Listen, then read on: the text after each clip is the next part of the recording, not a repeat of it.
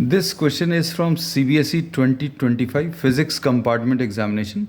Statement of the problem says a plano-convex lens of a refractive index mu1 is placed coaxially in contact with a biconcave lens of a refractive index mu2 as shown in the figure. तो first lens plano convex lens है और दूसरा वाला lens plano concave lens है. All curved faces are of radius of curvature r each. Obtain the expression for focal length of the combined lens. अब इसमें जो concepts use होंगे, पहला कि focal length of the combination is given by 1/f is equal to 1/f1 plus 1/f2. And the second concept जो use होगा, focal length of any lens is given by 1/f is equal to mu minus 1 1/r1 minus 1/r2. So these two concepts will be used. And now applying this for the first lens. For first lens इसमें plano convex lens है, ये पहला lens है. इसमें ये first surface है जो कि एक प्लेन सरफेस है और इसलिए इसकी जो रेडियस है, फर्स्ट सरफेस की जो रेडियस है r1, this will B infinity. ये सेकेंड सरफेस है, सेकेंड सरफेस, और ये सेकेंड सरफेस का जो स्फीयर है, आप ऐसा स्फीयर बनाकर देख सकते हैं. This is lying towards the left side from the centre of the lens. तो सेकेंड सरफेस का रेडियस r2 लिख लिया. And r2 since this is lying towards the left side, therefore r2 will be equal to minus r.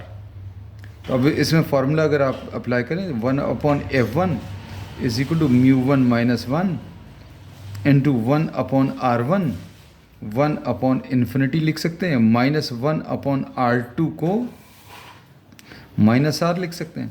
So 1/f1 will be equal to म्यू1 minus 1 into 1/इन्फिनिटी 0 आ जाएगा और minus plus, so this will be 1/r.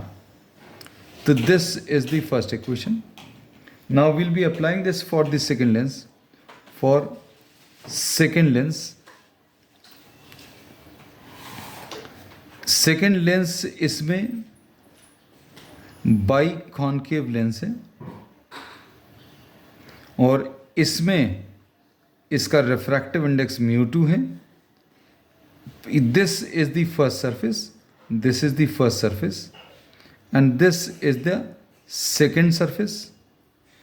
अब second surface में और first surface में difference क्या है?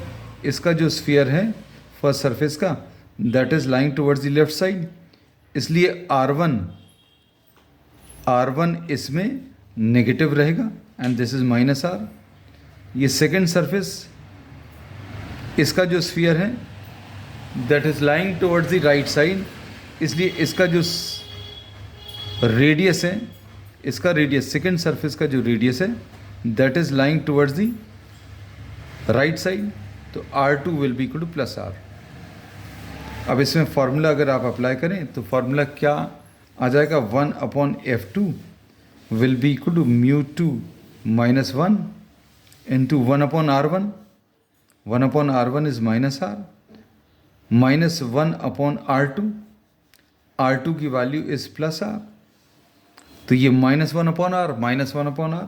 सो 1/f2 will be equal to म्यू2 माइनस 1 इंटू ये माइनस 2/r आ जाएगा. So this is the second equation.